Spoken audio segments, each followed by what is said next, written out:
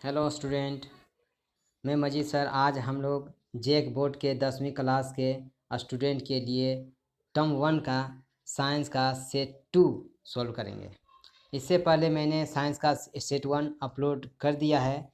जिसने भी अभी तक यह वीडियो नहीं देखा है वो जल्दी से देख लें।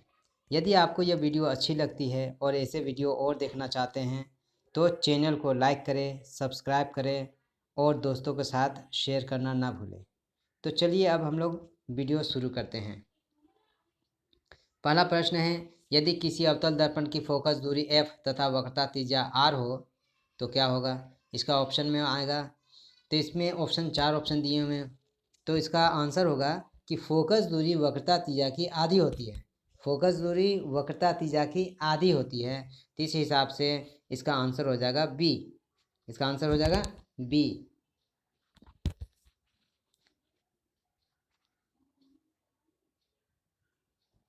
1 का बी। अगला प्रश्न, प्रकाश के परावर्तन के कितने नियम हैं। तो प्रकाश के परावर्तन के कितने नियम होते हैं, 2। तो इसका आंसर हो जाएगा बी। अगला प्रश्न है, समतल दर्पण द्वारा बना प्रतिबिंब होता है। तो समतल दर्पण द्वारा जो बना प्रतिबिंब वो काल्पनिक होता है। क्या होता है, काल्पनिक। तो 3 का आंसर हो जाएगा बी। अगला प्रश्न है, वाहनों के पश्य दृश्य दर्पण के रूप में किस दर्पण का उपयोग किया जाता है। पश्य दृश्य दर्पण का मतलब होता है साइड मिरर। गाड़ी में जो साइड मिरर लगा होता है उसमें किस तरह का दर्पण का उपयोग किया जाता है। तो उसमें उत्तल दर्पण का उपयोग किया जाता है। आंसर हो जाएगा बी। 4 का आंसर बी। 5 नंबर प्रश्न, निम्न में से कौन सा पदार्थ लेंस बनाने के लिए प्रयुक्त नहीं किया जाता है। यानी लेंस बनाने के लिए कौन सा पदार्थ का इस्तेमाल नहीं किया जाता है। तो इसका आंसर हो जाएगा डी, मिट्टी। अगला प्रश्न है, काल्पनिक प्रतिबिंब क्या होता है। यानी काल्पनिक प्रतिबिंब होता है, कैसा होता है, काल्पनिक प्रतिबिंब सीधा होता है। इसका आंसर हो जाएगा ए, 6 का ए। अगला कुछ प्रश्न का, यदि f का मान 12 सेंटीमीटर है तो r का मान क्या होगा। तो f r का आधी होती है। अगर उल्टा देखा जाए तो r f का डबल होता है। r f का डबल होता है। तो f अगर 12 है तो r उसका डबल हो जाएगा, यानी 24 हो जाएगा। यानी 12 दूना 24। तो इस तरह 7 का आंसर हो जाएगा ए, 24। अगला प्रश्न, वाहन के अग्रदीपों में किस दर्पण का उपयोग किया जाता है। तो वाहन के अग्रदीप, अग्रदीप का मतलब होता है हेडलाइट। तो गाड़ी के हेडलाइट में किस दर्पण का उपयोग किया जाता है। तो गाड़ियों के हेडलाइट में अवतल दर्पण का इस्तेमाल किया जाता है। तो इसका आंसर हो जाएगा ए। अगला प्रश्न 9 नंबर, अवतल लेंस के सामने रखी वस्तु का प्रतिबिंब सदैव होता है। तो अवतल लेंस के सामने रखी वस्तु का प्रतिबिंब सदैव आभासी और सीधा होता है। तो 9 का आंसर हो जाएगा ए। अगला नंबर 10 नंबर क्वेश्चन, डायोप्टर मात्रक है। तो डायोप्टर किसका मात्रक होता है, लेंस की शक्ति का। यानी लेंस का पावर अगर हमको देखना नापना हो तो हम डायोप्टर में नापते हैं। इसलिए डायोप्टर किसका मात्रक है, लेंस की शक्ति का। तो 10 का आंसर हो जाएगा सी। 10 नंबर का आंसर सी। 11 नंबर प्रश्न, 2D क्षमता वाले लेंस का फोकसांतर होता है। तो 2D जो क्या है, क्षमता है यानी पावर है, और लेंस का फोकस निकालने बोल रहा है। आइए हम देखते हैं इसको कैसे निकालते हैं। इसके लिए एक फॉर्मूला यूज करेंगे हम लोग। F बराबर 1/p, यानी 1 और पावर दिया है 2। इसको जब हम डिवाइड करेंगे तो आएगा 0.5। 0.5 ये आया मीटर में, 0.5 मीटर। और जब मीटर को हम सेंटीमीटर में बदलेंगे तो 0.5 को जब सेंटीमीटर में बदलेंगे तो आ जाएगा 50 सेंटीमीटर। क्या आ जाएगा, 50 सेंटीमीटर। चलिए देखते हैं इसका ऑप्शन क्या होने वाला है। हाँ, 11 का आंसर हो जाएगा डी, 50 सेंटीमीटर। तो 11 का आंसर है डी, 50 सेंटीमीटर। अगला प्रश्न, आँख के रंगीन भाग को क्या कहते हैं। तो आँख के रंगीन भाग को आइरिस कहते हैं। क्या कहते हैं, आइरिस। अगला प्रश्न, मानव नेत्र के जिस भाग पर किसी वस्तु का प्रतिबिंब बनता है वो क्या है। तो किस पे बनता है? दृष्टिपटल यानी रेटिना पे वस्तु का प्रतिबिंब बनता है। तो दृष्टिपटल लिखा हो या रेटिना लिखा हो, आंसर वही होगा क्योंकि दोनों वही है। तो इसका आंसर हो जाएगा डी, 13 का डी। अगला प्रश्न, दिए गए समीकरण में कौन सी रासायनिक अभिक्रिया हो रही है? तो हम इस समीकरण को जब देखते हैं तो क्या पता चलता है कि इसमें एक तत्व जो है विखंडित होकर 3 बन रहे हैं, उत्पाद बन रहे हैं। ठीक है, 3 उत्पाद बन रहे हैं, एक संयोजन करके विखंडन होके 3 उत्पाद बना रहा है, इसलिए विखंडित हो रहा है, इसीलिए हम इसको वियोजन अभिक्रिया कहेंगे। ठीक है, एक पदार्थ ये विखंडित होकर 3 बना रहा है, 1 2 3। तो जब एक पदार्थ विखंडित होकर 2 या 2 से अधिक पदार्थ बना लेते हैं तो हम इसको वियोजन अभिक्रिया कहते हैं, इस तरह की अभिक्रिया को। तो 14 नंबर का आंसर हो जाएगा बी, 14 का आंसर हो जाएगा बी। अगला प्रश्न 15 नंबर, निम्नलिखित में कौन सी रासायनिक अभिक्रिया संतुलित है? तो रासायनिक अभिक्रिया संतुलित के लिए हमको चेक करना पड़ेगा हर प्रश्न को, जितने भी ऑप्शंस दिए हैं। तो इसका आंसर जो है वो डी सही होगा, क्योंकि इसमें देखिए Zn एक है, इसमें भी Zn वो एक है, SO4 यहाँ भी SO4, Cu यहाँ भी Cu, किसी संख्या कम या ज़्यादा नहीं है, इसीलिए इसका आंसर हो जाएगा डी, 15 का आंसर होगा डी। 16 नंबर प्रश्न में आते हैं, 16 नंबर, दिए गए समीकरण में किस पदार्थ का उपचयन तथा अपचयन हो रहा है? तो इसका आंसर हो जाएगा बी, इसका आंसर हो जाएगा बी।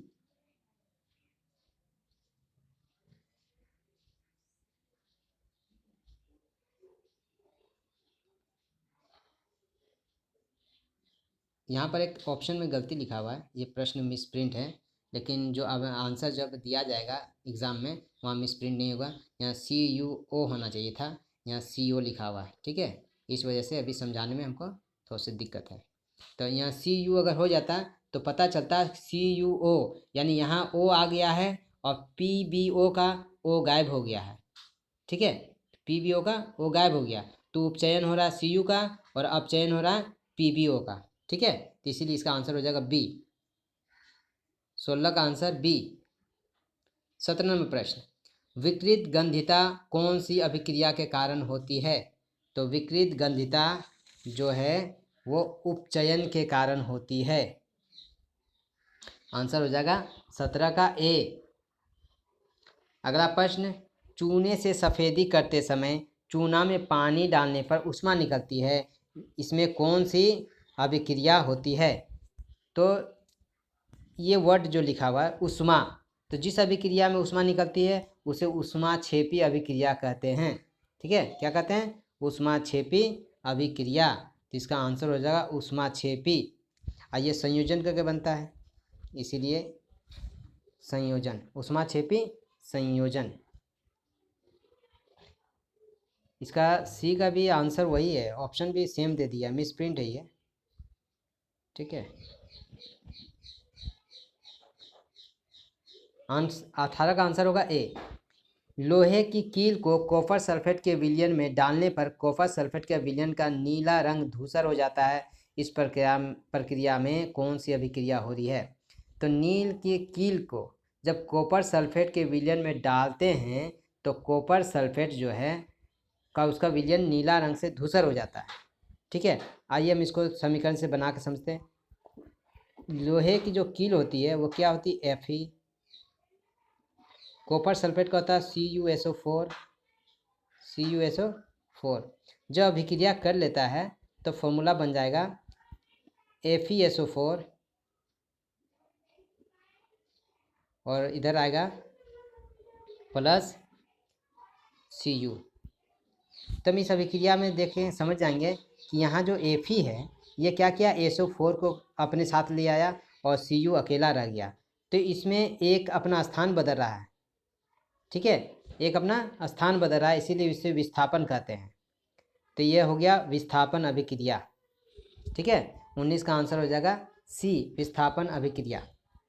अगला प्रश्न 20 नंबर, निम्नलिखित में कौन सा प्राकृतिक सूचक है? प्राकृतिक सूचक मतलब जो नेचर से हमको मिला है, हम बनाए नहीं हैं, मनुष्य ने उसे बनाया नहीं है, तो वो है लिटमस। तो 20 का आंसर हो जाएगा सी, लिटमस। अगला नंबर प्रश्न, निम्नलिखित में किस पदार्थ में लिटमस पत्र डालने पर वो लाल नहीं हो जाएगा? वो लाल नहीं हो जाएगा, तो इसका आंसर हो जाएगा C6H12O6। ठीक है, बाकी सब अम्ल है, ये अम्ल नहीं है इसीलिए। दिए गए किस लवण में क्रिस्टलीकरण का जल मौजूद है? दिए गए किस लवण में क्रिस्टलीकरण का जल मौजूद है? तो जल को H2O बोलते हैं, इसमें H2O नहीं है, इसमें H2O नहीं है, इसमें H2O है, इसलिए आंसर हो जाएगा सी। 22 का आंसर हो जाएगा सी। अग्निशामन यंत्र में किस लवण का प्रयोग किया जाता है? तो अग्निशामन यंत्र में NaHCO3 इसका इस्तेमाल किया जाता है। तो 23 का आंसर हो जाएगा ए। ठीक है, 24 नंबर प्रश्न, जल की अनुपस्थिति में हाइड्रोजन हाइड्रोक्लोरिक अम्ल अपना अम्लीय गुण प्रदर्शित नहीं करता है, क्यों नहीं करता है? क्योंकि उसमें H+ आयन उपस्थित नहीं रहता है। तो इसका आंसर हो जाएगा बी। 24 का आंसर होगा बी। 25 नंबर प्रश्न, पदार्थ ABCD का pH मान 2, 7, 10, 14 है। यह पदार्थ में कौन अम्ल है? तो अम्ल का pH मान क्या होता है? हम लोग को मालूम है कि pH मान 7 से जिसका कम होता है वो अम्ल कहलाता है। 7 को हम लोग न्यूट्रल बोलते हैं, और 7 के बाद जिसका pH मान होता है उसको क्षार बोलते हैं। तो इसमें 2 जो है वो 7 से कम है, तो ये अम्ल है, और 2 किसका है? ए का। तो यानी ए जो पदार्थ है वो अम्ल है। तो 25 का आंसर हो जाएगा ए। ठीक है, अगला प्रश्न, इस चित्र में कौन अभिक्रिया हो रही है? इस चित्र में कौन अभिक्रिया हो रही है? ये सूर्य के प्रकाश से चाइना डिश में सिल्वर क्लोराइड रखा हुआ है। चित्र, ये वियोजन अभिक्रिया हो रही है, किसमें? इसमें एक ही पदार्थ है, सिर्फ सिल्वर क्लोराइड। अब ये सूर्य का प्रकाश पड़ने पर ये अलग अलग पदार्थों में विखंडित हो जाएगी, इसीलिए वियोजन अभिक्रिया है। ठीक है, अगला प्रश्न, शरीर में उत्पन्न हानिकारक अपशिष्ट पदार्थ का शरीर से बाहर निकलने की प्रक्रिया किस जैव प्रक्रम में होती है? तो शरीर में जो उत्पन्न हानिकारक अपशिष्ट पदार्थ है वो शरीर से बाहर जब निकलती है तो यह प्रक्रिया जो है उत्सर्जन में आती है। तो इसका आंसर हो जाएगा सी, उत्सर्जन। अगला प्रश्न 28, 27 का हो गया सी। 28 नंबर प्रश्न, प्रकाश संश्लेषण में होने वाली ऑक्सीजन गैस किस यौगिक के टूटने के फलस्वरूप प्राप्त होता है? तो प्रकाश संश्लेषण में होने वाली ऑक्सीजन गैस किस यौगिक के टूटने से होती है? तो वो हो जाएगा आंसर इसका जल के टूटने के फलस्वरूप प्राप्त होता है। अमीबा में अगला प्रश्न 29 नंबर, 28 का ए। अब 29 नंबर प्रश्न, अमीबा में किस प्रकार का पोषण होता है?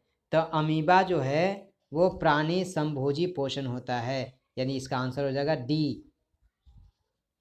अगला प्रश्न, लाल में कौन एंजाइम पाया जाता है? तो इसका आंसर होगा टाइलिन। ये सब याद कर लीजिएगा, बहुत इंपॉर्टेंट क्वेश्चन है, ये सब एग्जाम में आ सकता है। 31 नंबर प्रश्न, श्वसन प्रक्रिया में पाइरूवेट का कार्बन डाइऑक्साइड जल और ऊर्जा में विखंडन कहाँ होता है? तो इसका ऊर्जा जो विखंडन होता है वो कहाँ होता है? कोशिका द्रव्य में। कहाँ होता है? कोशिका द्रव्य में। 31 का आंसर हो जाएगा ए। 32 नंबर प्रश्न 32, पौधों में जल तथा खनिज लवण का संवहन किसके द्वारा होता है? तो ये फ्लोएम के द्वारा होता है। तो 32 का आंसर हो जाएगा बी, फ्लोएम। 33 नंबर प्रश्न, किसी समष्टि अपना अस्तित्व बनाए रखने के लिए कौन प्रक्रिया आवश्यक है? तो किसी भी जाति का अपना अस्तित्व बनाए रखने के लिए जनन प्रक्रिया आवश्यक है। ठीक है, अगला प्रश्न 34 नंबर प्रश्न 34 में कहा गया है कि ये किस प्रकार का जनन है? तो एक देखिए, इसमें एक है, ये एक 3 टुकड़ों में बंटता है। अब यहाँ 3 बन गया है, फिर 3 जो छोटा छोटा था, फिर वो 3 कंप्लीट बन गया। अब 3 फिर टूटेगा इसी तरह और फिर 3 हिस्सा में बढ़ता जाएगा, ये बनता जाएगा। तो इस तरह के जनन को हम लोग पुनरुद्ध भवन कहते हैं। तो 34 का आंसर हो जाएगा डी, 34 का आंसर हो जाएगा डी। 35 नंबर 35 नंबर प्रश्न, परागकण का एक पुष्प से दूसरे पुष्प पर हस्तांतरित होना क्या कहलाता है? तो क्या कहलाता है?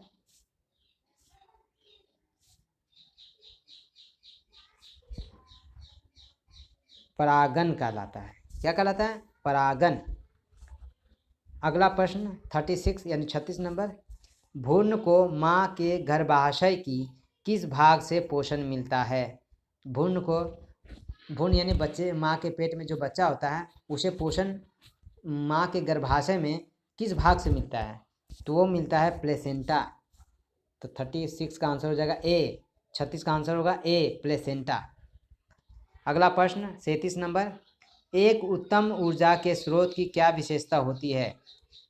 उत्तम ऊर्जा मतलब अच्छी ऊर्जा देने वाले स्रोत जो हैं उसकी क्या विशेषता है? उसकी विशेषता ये होगी कि प्रति एकांक द्रव्यमान अधिक कार्य करे, प्रति एकांक द्रव्यमान अधिक कार्य करे। तो 37 का आंसर हो जाएगा सी। 38 नंबर प्रश्न, पवन ऊर्जा का उपयोग करने के लिए पवन की चाल कम से कम कितनी होनी चाहिए? तो पवन ऊर्जा का उपयोग करने के लिए पवन की चाल कम से कम 15 किलोमीटर प्रति घंटा यानी 15 किलोमीटर पर आवर होनी चाहिए। तो 38 का आंसर हो जाएगा ए, 38 का आंसर हो गया ए। अब 39 नंबर प्रश्न 39 नंबर प्रश्न, निम्नलिखित में कौन समाप्य ऊर्जा स्रोत हैं? समाप्य ऊर्जा स्रोत मतलब एक बार समाप्त हो जाएगा फिर दोबारा नहीं मिलेगा, तो वो है कोयला। कोयला क्या है? समाप्य ऊर्जा स्रोत हैं। 39 का हो जाएगा बी, 39 का आंसर है बी। अगला नंबर प्रश्न 40 नंबर 40 नंबर, पराग कोश में होते हैं, पराग कोश में क्या होते हैं? तो पराग कोश में परागकण होते हैं। तो इसका आंसर हो जाएगा डी, 40 का आंसर हो जाएगा डी। इस तरह से आज हम लोग साइंस का सेट 2 भी सॉल्व कर चुके हैं। नेक्स्ट वीडियो में सेट 3 लेके आएंगे। तब तक के लिए गुड बाय और याद करते रहें, प्रैक्टिस करते रहें।